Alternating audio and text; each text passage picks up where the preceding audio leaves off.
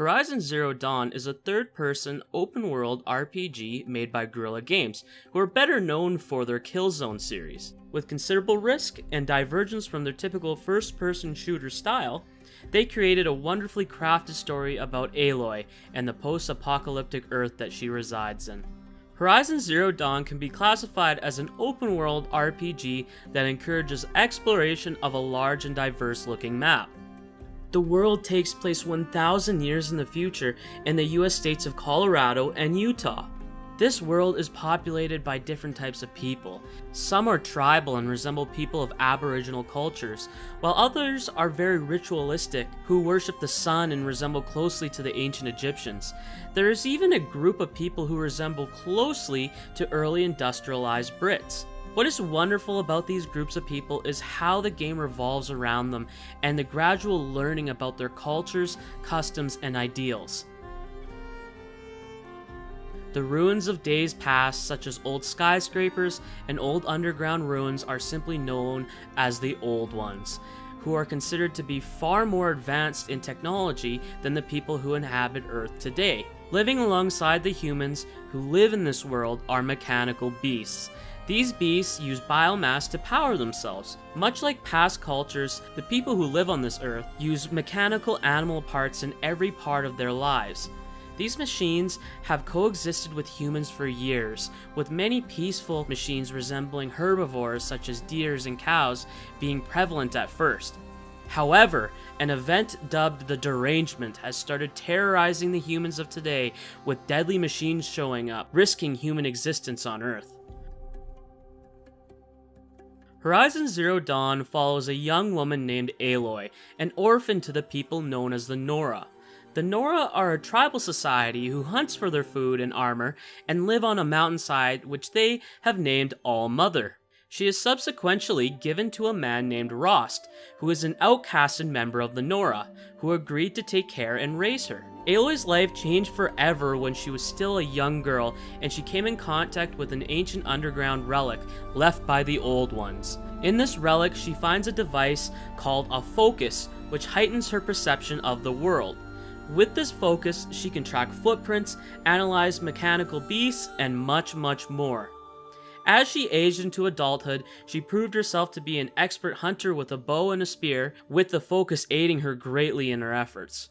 Because of her association with Ross, she herself was an outcast and shunned by the Nora.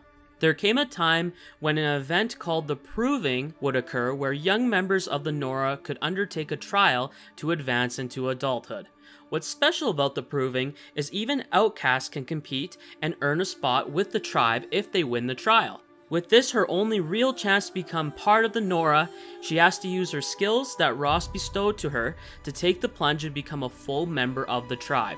Before this trial, Ross has a conversation with Aloy telling her that she will have to protect the Nora when she becomes a member. Ross tells Aloy of a great threat not to only the Nora but all life on Earth, the Derangement. The Derangement basically describes more predatory and aggressive machines showing up and threatening the Nora. With the threat of the Derangement, Aloy's place in the world, and the mystery of the Old Ones, it is described brilliantly in Horizon Zero Dawn. The entire story from start to finish is intriguing and makes you want to play more every time you learn something new about the world or Aloy's past. The newness and uniqueness of this game makes it special in my opinion. It had me asking questions about humanity and thinking of what-if scenarios. So the way that Horizon Zero Dawn is kind of set up is you have a section of the game that's talking about the current day politics, and you have a section of the game that's talking about the old ones or the old past of the human race. So what they do really well is intertwine these quests together and gives you a really good picture of the world today and the world of yesterday. The way the story is intertwined is amazing and is one of the best aspects of this entire game. Aloy as a character is complex and likable. Voiced expertly by Ashley Birch, she puts in a performance that can be compared to the greats of video game voice acting. Aloy, you're here.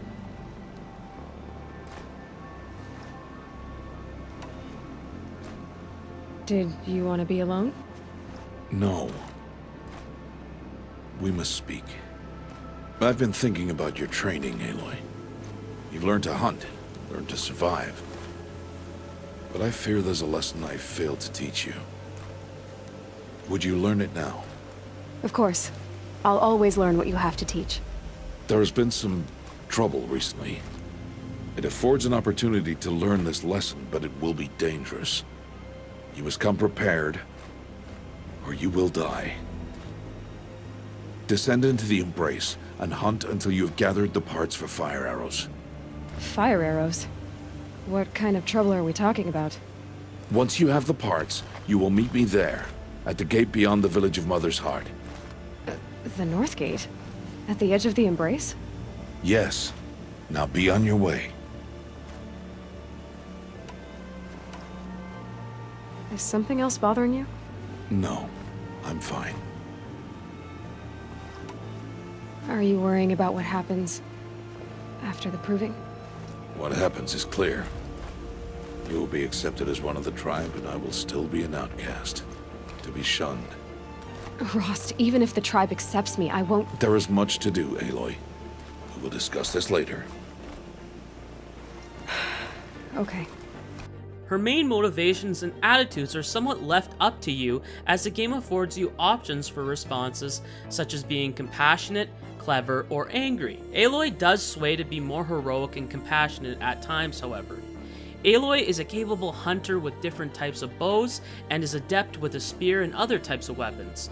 Aloy is fast as she can run, jump, slide, and climb quickly through the environments. Aloy is a very good protagonist, and the supporting cast of friendly characters are believable and very well developed. Antagonists come mainly in the form of beasts you'll be fighting and a group called the Shadow Karja. The Shadow Karja are basically an offshoot group of extremists who worship an unknown entity. The Shadow Karja are basically loyal to an old and brutal Sun King who died in battle to the hands of his own son, who now runs the newly reformed Karja Empire. The Shadow Karja are like any typical enemies in games. They use bows, spears, and a variety of other weapons, and act as the main force around the world. In Horizon Zero Dawn, there are 26 different machines that you can encounter throughout the game. For example, there are herbivore machines such as cows and deer, and predatory machines such as saber-toothed tigers and crocodiles. The machine design is insanely good. Each machine looks and moves amazingly. One of the biggest pros about this game is how wonderful and unique these machines are. I do not want to spoil any of the monsters to you guys because it's one of the best parts of the game, and discovering them is rewarding in its own right. The world that you navigate Aloy in is fairly diverse. In some areas you'll have a wooden boreal forest. This comes along with rivers, streams, and rock faces. There are many mountainous regions as well. The regions have snow that blanket the ground, steep mountains that can be climbed, and frozen dormant greenery. There are also desert areas of the map that resemble present-day Utah, with rock formations, cliffs, and wide open areas. The ruins of the old ones are also available to actually explore as well. Along with these regions, Horizon Zero Dawn also gives the player a night and day cycle, along with many different types of weather. The combat in Horizon Zero Dawn is very bow and arrow heavy. There are many types of bows that Aloy can use throughout the whole game. Some bows hold electric impulse arrows, hunting bows have armor-piercing and fire arrows that can be shot quickly, and you also have a long-range bow that have larger impacts, but they take longer to draw. On top of that, there are other weapons such as the Tripcaster, which allows you to set up an electric cord and disable machines.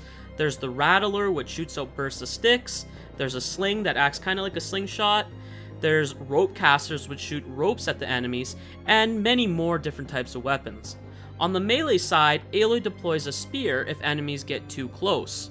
The combat itself is very nice. The first thing I noticed is how simple and powerful it makes you feel when you fight the machines and the humans throughout the game.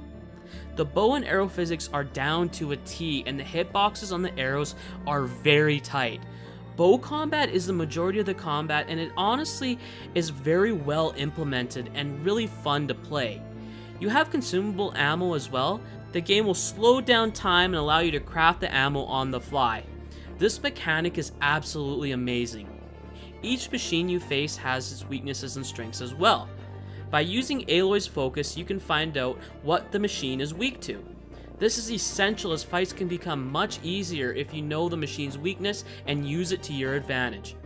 Some machines are big and fast, while others are shielded and slow. It's all about strategy and how well you can use traps, height advantage, range, and different tactics to overcome the mechanical terrors. I wouldn't say the combat is hard, but I would say that it's challenging at first. Over time I got better, and I felt like I was an expert at all these different types of machines. This game also allows you to override machines, which uses Aloy's spear to turn a machine to your side. This is great in combat and really useful to get a mount to travel large distances. Aloy also has many different armor options in Horizon Zero Dawn. Some armor is meant to keep you hidden better to your enemies, while others have extra impact protection. There are also armors that help with carry capacity, arrow protection, and boosted arrow damage. Game system-wise, Horizon Zero Dawn works in specific ways. Aloy has a level up system where you can spend points in 3 categories called Prowler, Brave, and Forager. Prowler has skills that help with sneaking and sneak attacking. Brave has skills that help with criticals, arrow damage, and zoom slowdown.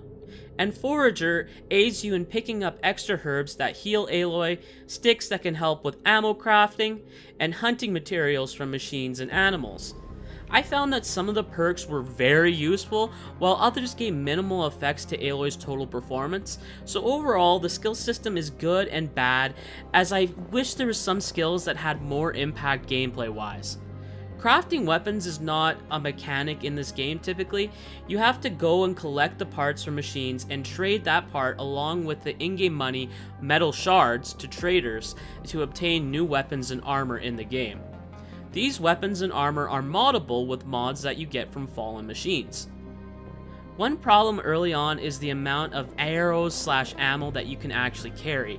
You can upgrade your quiver to hold more arrows and your resource bag to carry more items, but I found myself always filling up with items and not knowing what to sell to vendors and what to keep.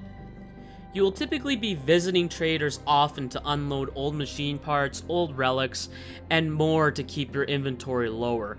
If you're asking yourself, well, how am I going to get across the map fast? There is fast traveling in this game, but it's in the form of a consumable item that you have to craft.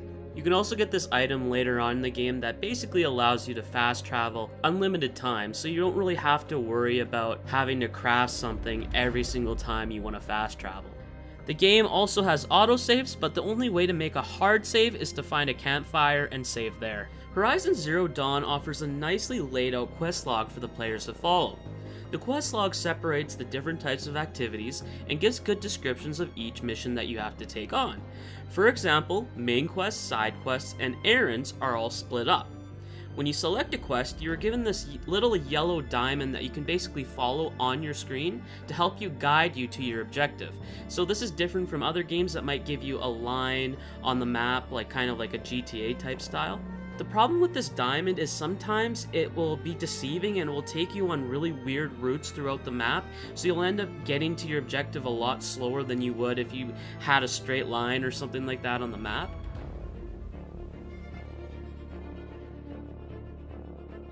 So you might be asking yourself, what is all that I can do in Horizon Zero Dawn?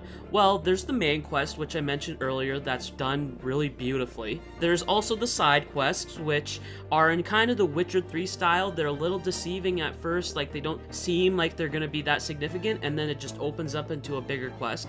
There's also these errand quests, which are kind of like fetch quest missions where you basically have to go and grab an item for someone and bring it to them, kill a machine, bring the part back. So that's basically what the errands are. One complaint that I could really say is that these side missions can become repetitive in some of the areas. Sometimes you'll get a side quest that is fairly similar to another side quest that you just did, which kind of sucks, but for the most part, these side quests do have unique features about them, and they are really good to play. A fun side activity that you can do is overriding tallnecks. The appeal about this is when you override a tallneck, you basically gain more information about the area. It kind of unlocks the map a bit. It's similar to Assassin's Creed synchronization. So you'll basically find this tallneck walking around really slowly, and you have to find a way to get up top of it. But the problem is, in most of the areas, there's lots of predatory machines roaming around it, so it can be pretty hard to do, but it was one of the funner things in Horizon Zero Dawn, and plus the animations of this thing is just amazing. Other activities include hunting grounds, which are kind of like hunting trials, cauldron explorations, which I won't spoil but I heavily recommend you do, and bandit bases to overtake, where you typically have to take out 20 plus humans. There's also these areas called corruption zones, which are basically a plot point I'm not going to talk about, and there's all these collectibles scattered across the map that you can find. So now I'll kind of speak on to what I did in the game, what I skipped and what I played. I basically did all the side missions, and I do have to say it added a lot to the world. I would skip the hunting grounds because they seemed very time consuming and the rewards weren't very good, but I would do the cauldrons, I would do the bandit bases, I would do all the tall necks. So basically 90% of the game I would do. I would just skip the hunting grounds missions. I don't really think they're necessary. None of the side quests really are necessary, but I think that all the other ones except for the hunting grounds really adds to the game. When you're traveling around the world, you can find these audio logs or text-based messages left by the old ones. They are really interesting and they give a good light into what happened back then to the old ones, but sometimes they can be cut off by other story elements or some other story dialogue, so that kind of sucks, but you can go in your menu and read them. I didn't collect nearly all of them, I missed a ton, but they were really interesting and they gave good context to why these people made decisions that I won't really spoil at this point. So just so you know, I played this game on the PlayStation Pro. Performance-wise, the game runs at 30 FPS. It doesn't really drop too much. I didn't really notice any drops.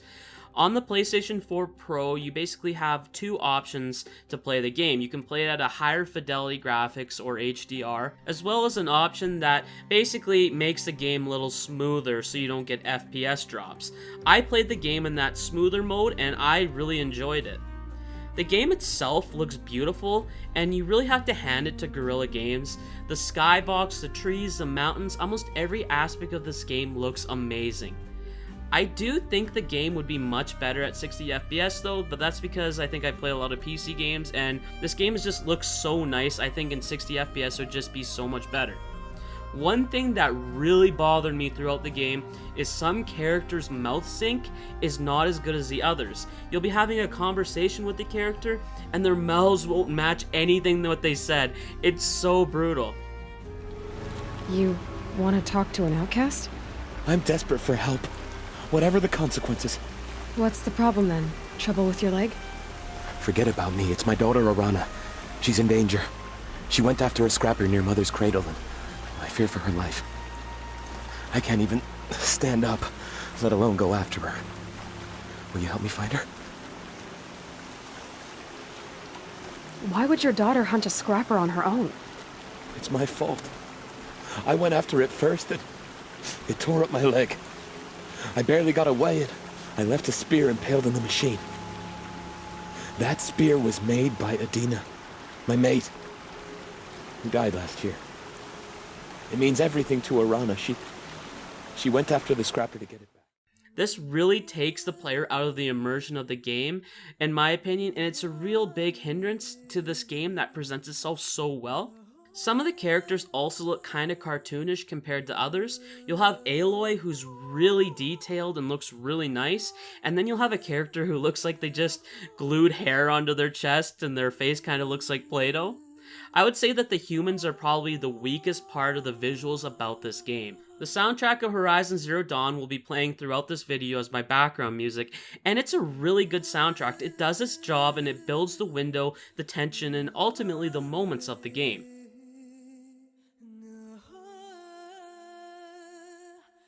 Overall, Horizon Zero Dawn presents mystery and intrigue through an amazingly rich story and a protagonist in Aloy. The game looks visually beautiful with machine, environment, and other aesthetics being top-notch.